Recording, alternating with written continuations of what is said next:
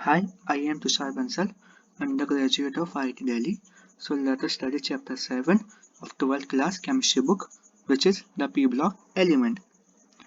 तो पहले हम देखेंगे ग्रुप 15 एलिमेंट्स जिनको हम नाइट्रोजन फैमिली भी बोलते हैं। देखते हैं उनका पहले ऑकरेंस। तो मॉलिक्यूलर नाइट्रोजन 78% होती है ऑफ द एटमॉस्फेयर। ठीक है, it is found in the earth crust, है ना। एंड ऑकर्स एज NaNO3 और KNO3 जो सॉल्ट होता है उनके फॉर्म में पाया जाता है। ठीक है, it is found in the form of proteins in plant and animals. ठीक है, phosphorus occurs as this compound. ठीक है, which are the main component of phosphate rocks. It is found in bones as well as in living cells. तो और phosphoproteins जो होते हैं which are present in milk and eggs. अब बात करते हैं arsenic, antimony और bismuth which are found mainly as sulfide minerals. ठीक है, अब देखते हैं इनका इलेक्ट्रॉनिक कॉन्फ़िगरेशन। ठीक है, तो इसका जो वैलेंस शेल इलेक्ट्रॉनिक कॉन्फ़िगरेशन जो होता है वो होता है NH2 NP3। तो इसका s ऑर्बिटल होता है फुल फिल और p ऑर्बिटल होता है हाफ फिल, जिससे इसको क्या मिलती है, एक्स्ट्रा स्टेबिलिटी। अब देखते हैं एटॉमिक एंड आयनिक रेडियाई। तो कोवेलेंट और आयनिक रेडियाई इसका इन अ पर्टिकुलर स्टेट जो होती है वो इंक्रीज होती है in size down the group. ठीक है, there is a considerable increase in covalent radii from nitrogen to phosphorus. However, from arsenic to bismuth, only a small increase in covalent radii is observed. This is due to the presence of completely filled d and f orbitals in heavier members. ठीक है, अब देखते हैं ionization enthalpy. तो ionization enthalpy क्या होती है, वो डिक्रीज होगी down the group due to gradual increase in atomic size, जिससे कि आउटर मोस्ट या वैलेंस शेल इलेक्ट्रॉन्स पे न्यूक्लियस का कम फोर्स लगता है तो वो इजीली लूज हो पाते हैं। ठीक है, because of the extra stability half filled P orbitals जो होते हैं, ठीक है, इलेक्ट्रॉनिक कॉन्फ़िगरेशन जो होता है उनका, ठीक है, and smaller size the ionization enthalpy of the group 15 elements is much greater than that of group 14 elements, लेकिन इन द करस्पॉन्डिंग पीरियड, मतलब नाइट्रोजन की इलेक्ट्रॉनिक आयनाइजेशन एंथैल्पी क्या होगी, वो ज़्यादा होगी कार्बन से। ठीक है, अब जैसे कि देखते हैं इलेक्ट्रोनेगेटिविटी, तो वो क्या होती है, डिक्रीज होती है डाउन द ग्रुप। ठीक है, विद इंक्रीजिंग एटॉमिक साइज, तो कि valence shell electrons easily lose कर पाते हैं वो। ठीक है, और however among the heavy elements the difference is not that much profound. ठीक है, अब हम बात करते हैं फिजिकल प्रॉपर्टीज। तो all the elements are found as polyatomic. ठीक है, पॉलीएटॉमिक के फॉर्म में पाए जाते हैं सारे एलिमेंट्स। डाइनाइट्रोजन जो होता है वो होती है डायटोमिक गैस होती है, while all others are solid होते हैं। ठीक है, मेटेलिक कैरेक्टर क्या होता है, वो इंक्रीज होता है डाउन द ग्रुप, आपको पता है ये बात। ठीक है, और क्या होता है वो मैं बता चुका हूँ आपको। अब बात करते हैं nitrogen phosphorus are non metals, arsenic and antimony metals होते हैं, और बिस्मथ क्या होता है, मेटल होता है। ठीक है, this is due to decrease in ionization enthalpy की वजह से होता है and increase in atomic size. ठीक है, अब देखते हैं द बॉइलिंग पॉइंट। तो क्या होता है, वो इंक्रीज होता है फ्रॉम टॉप टू बॉटम। ठीक है, in the group, but the melting point क्या होता है, वो इंक्रीज होता है अप टू आर्सेनिक, और फिर क्या होता है, डिक्रीज होता है बिस्मथ तक। ठीक है, except nitrogen all the elements show allotropy, और ये क्या होता है ये मैं आपको आगे बताऊंगा। ठीक है, अब देखते हैं इसकी ऑक्सीडेशन स्टेट, केमिकल प्रॉपर्टीज में देखेंगे oxidation state and trend in chemical reactivity. तो कॉमन ऑक्सीडेशन स्टेट क्या होगी, -3 +5 और +3। -3 मतलब उसके 8 इलेक्ट्रॉन्स पूरे हो गए, +3 मतलब उसके p ऑर्बिटल्स के सारे इलेक्ट्रॉन्स उसने दे दिए, और +5 मतलब उसने अपने पूरे वैलेंस से इलेक्ट्रॉन्स दे दिए। ठीक है, तो -3 दिखाने की, ऑक्सीडेशन स्टेट दिखाने की टेंडेंसी होती है, वो क्या होती है, डिक्रीज होती है down the group due to increase in size and metallic character. और स्टेबिलिटी जो होती है वो +5 ऑक्सीडेशन स्टेट की वो डिक्रीज होती है, लेकिन +3 की इंक्रीज होती है। ये क्यों होती है, ये मेन पॉइंट है, due to inner pair effect down the group. ठीक है, अब हम देखते हैं beside +5 oxidation state, nitrogen exhibit +1 +2 +4 दिखाता है। ठीक है, when it react with oxygen के साथ, ऑक्सीजन के साथ क्यों दिखाया जाता है वो, क्योंकि इलेक्ट्रोनेगेटिविटी टेबल देखेंगे तो फ्लोरीन की हाईएस्ट होती है, फिर आता है ऑक्सीजन, फिर आता है नाइट्रोजन। अगर वो +1 +2 +4 दिखा रहा है तो मतलब वो जो कंपाउंड बना रहा है वो अपने हाईएस्ट, अपने से हायर इलेक्ट्रोनेगेटिव एलिमेंट के साथ बना रहा है, तो वो कौन है, ऑक्सीजन। ठीक है, however it does not form compound in +5 oxidation state with halogens। ठीक है, as nitrogen do not have d orbital नहीं होते उसके पास, तो वो accommodate electrons, from other elements to form bond, इसलिए। ठीक है, अब हम देखते हैं फॉस्फोरस। फॉस्फोरस भी दिखाता है +1 और +4 oxidation state in some oxo acid.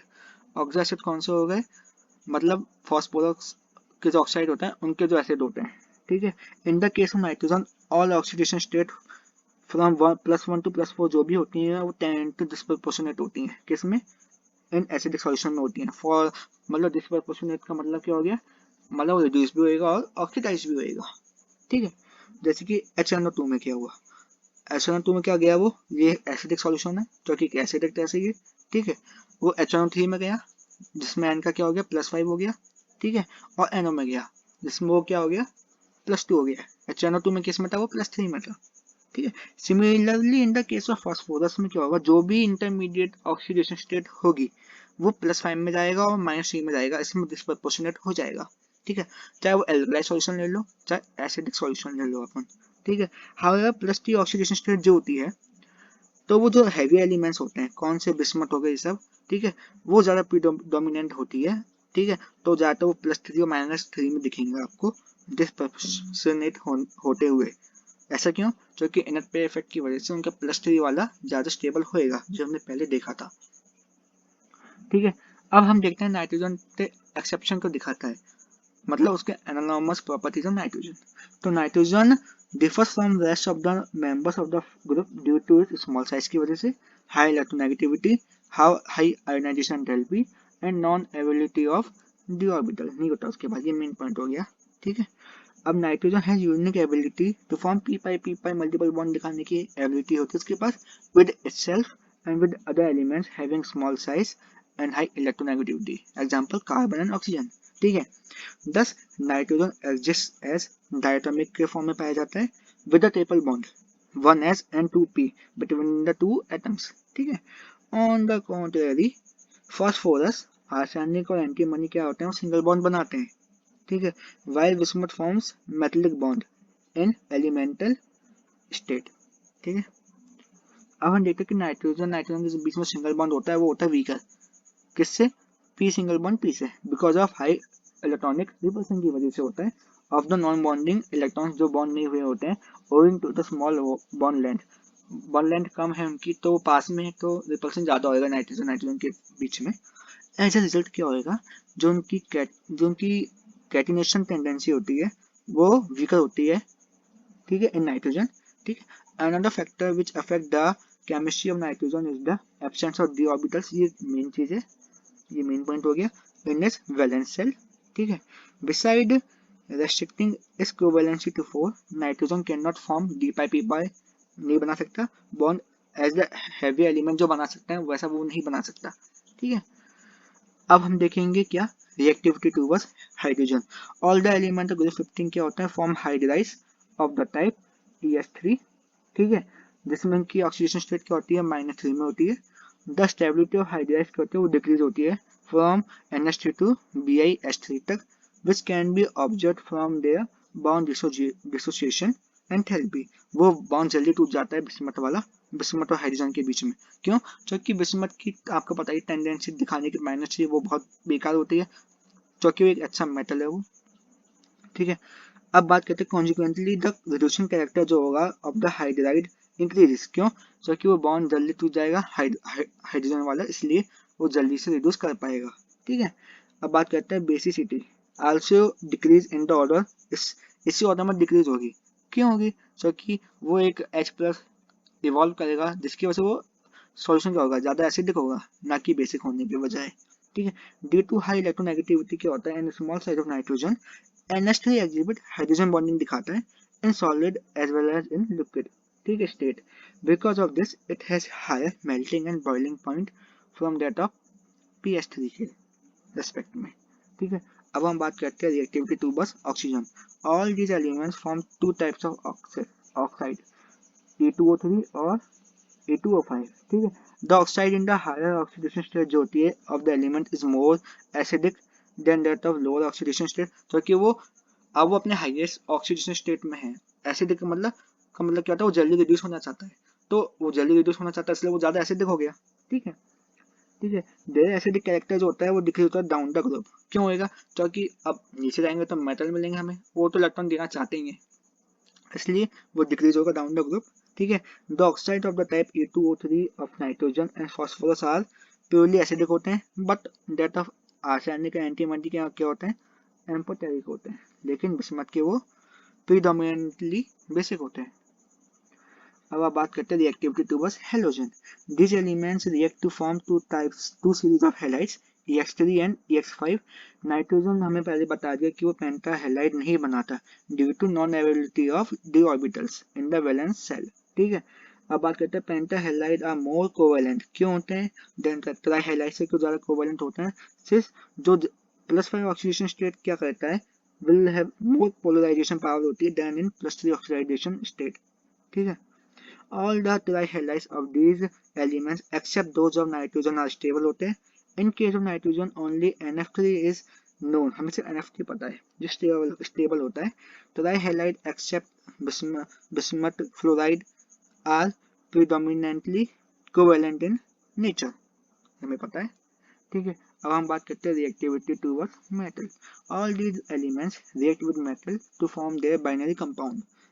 Exhibiting -3 oxidation state दिखाएगा वो। ठीक है। जो कि हम कैसे पहचाने कि कौन सा ऑक्सीडेशन स्टेट दिखा सकता है? माइनस की प्लस। जिसके साथ वो कंपाउंड बना रहा है वो उससे अगर ज्यादा इलेक्ट्रोनेगेटिव है तो प्लस में दिखाएगा, लेकिन लेस इलेक्ट्रोनेगेटिव है तो वो माइनस वाला दिखाएगा। ठीक है। Such as Ca3N2 and Ca3P2 ये सारे बाइनरी कंपाउंड बना के रखे हुए हैं। ठीक है। अब हम मेन जो उनका हम देखते हैं पहले नाइट्रोजन का डाई नाइट्रोजन जो मेन वो है।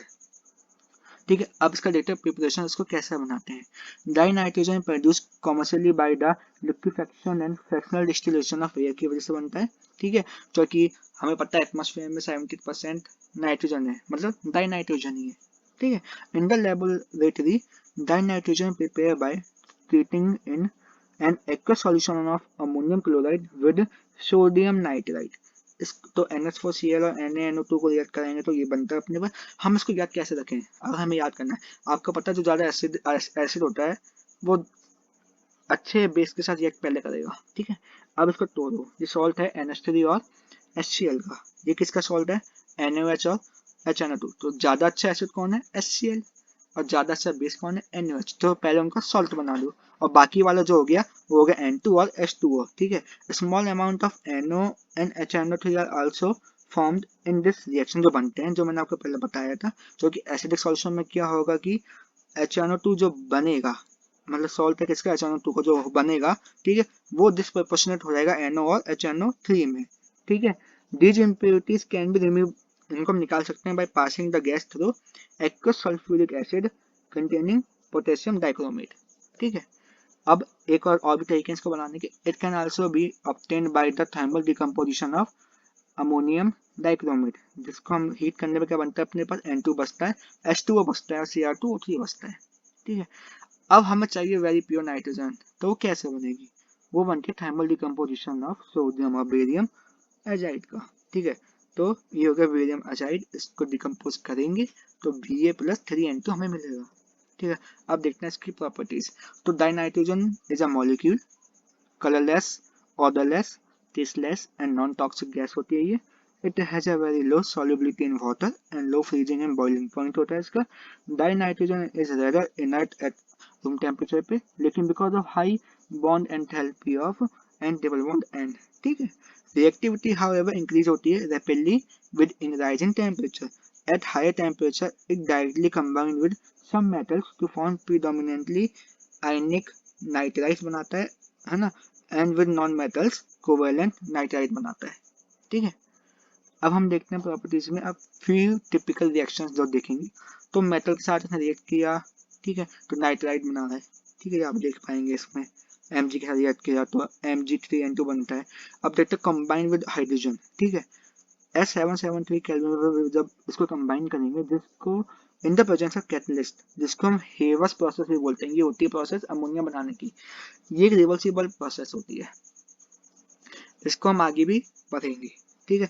अब डाई नाइट्रोजन जो होता है वो combine with di oxygen only at very high temperature. अगर हाई टेम्परेचर पर नहीं होता तो हमें एटमॉस्फेयर में नाइट्रोजन और डाई ऑक्सीजन रिएक्ट करते हो तो हमारे पास ना नाइट्रोजन उसमें होती है एक्सेस में एटमॉस्फेयर में, और ना ऑक्सीजन होती है। इसका मतलब वो रिएक्ट किस पर कर पाते हैं, हायर टेम्परेचर पे। ठीक है, टू फॉर्म नाइट्रिक ऑक्साइड बनाने का तरीका एक ये हो गया हमें, जो होता है रिवर्सिबल प्रोसेस होती है ये भी एक तरह से। ठीक है ना। अब बात करते हैं हम अमोनिया की।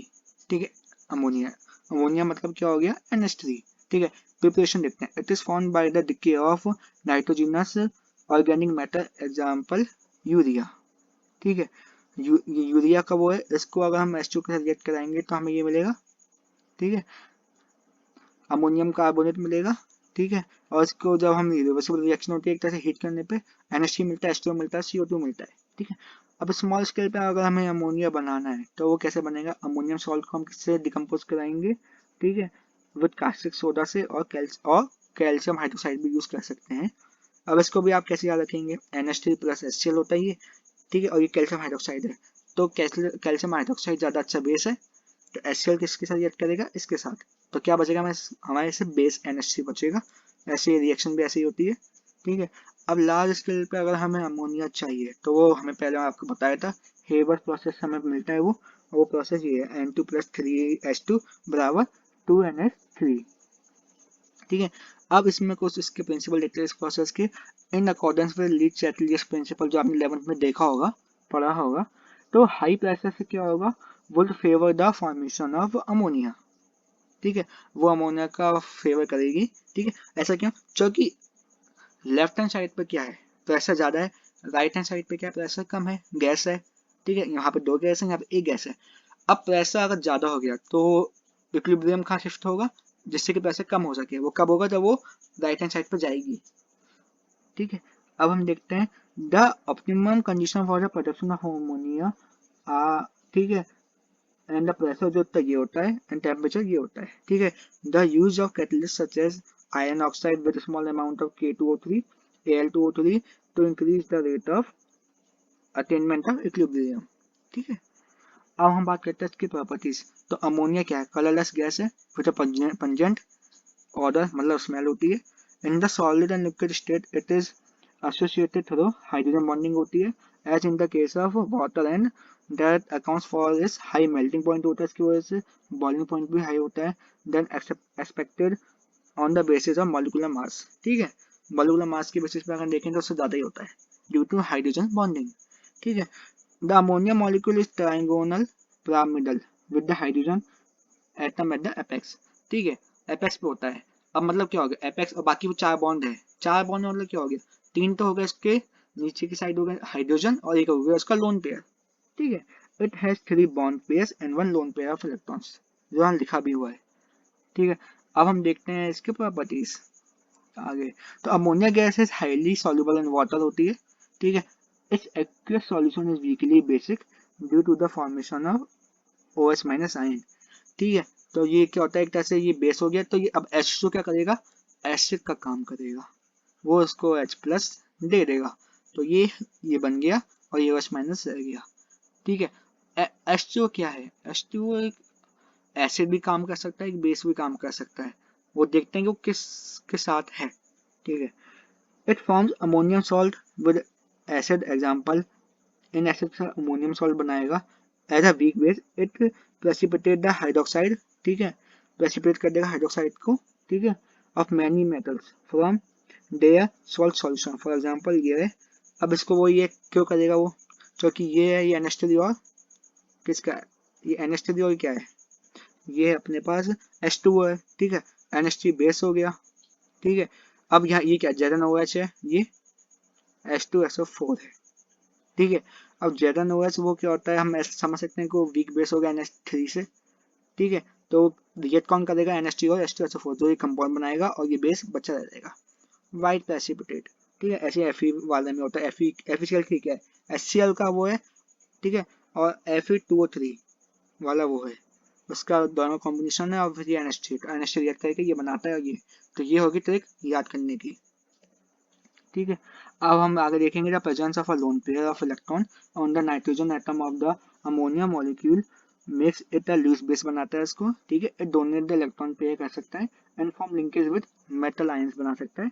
and the formation of such complex compound finds application in detection of metal ions such as copper and silver। ठीक है, तो अब हम डिटेक्ट कर रहे हैं कि कौन सा आयन बना है जो हमें काम आता है सॉल्ट एनालिसिस में। तो हम इसका अमोनिया के साथ रिएक्शन कराते हैं, रिएक्शन कराएंगे वो कॉम्प्लेक्स बनता है, कोऑर्डिनेशन कंपाउंड आपने देखा होगा, और इसका कलर हम नोटिफाई करते हैं। जो कलर आता है तो हम पहचान लेते हैं कि वो कौन सा आयन है, कॉपर है, Ag है, जैसे कि डी ब्लू ये कलर दिखाता है, ये कलर दिखाता है व्हाइट प्रेसिपिटेट बनता है इसका। ठीक है, अब हम बाकी का बचता है क्या, ऑक्साइड ऑफ नाइट्रोजन। ठीक है, ऑक्साइड कौन कौन से हो गए, NO हो गया, N2O हो गया, N2O3 हो गया, NO2 हो गया, N2O4 हो गया, N2O3 हो गया। ठीक है, N2O हो गया। तो इसमें देखो कौन कौन से ऑक्सीडेशन स्टेट में सब दे रखा है, +1 +2 +3 +4 +4 +5। ये डाइमराइज हो जाता है इसलिए +4 दोनों का सेम है, मतलब जब आप देखोगे तो क्या है, डाइमर है इसका। ठीक है, इनकी प्रॉपर्टीज आप देख लीजिए एक बार।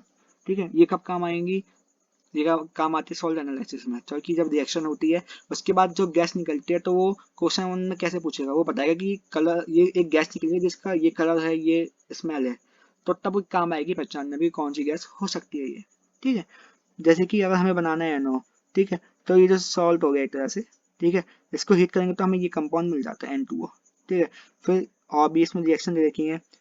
ठीक है, जैसे कि NO और N2O4 है, इसको रिएक्ट करेंगे तो N2O3 मिलता है अपने को। ठीक है, और जैसे कि ये NO2 है, इसको डायमराइज कर देंगे तो N2O4 मिलेगा। ठीक है, तो यहाँ पे सब रिएक्शन देख पाएंगे। ठीक है, आगे हम देखेंगे कि इनके स्ट्रक्चर देख लीजिए आप। ठीक है, ये सब स्ट्रक्चर है इनके और क्या क्या एंगल है। ठीक है, ये भी इंपॉर्टेंट है बट इम्पोर्टेंट नहीं है। ठीक है, and here we pack up, thank you.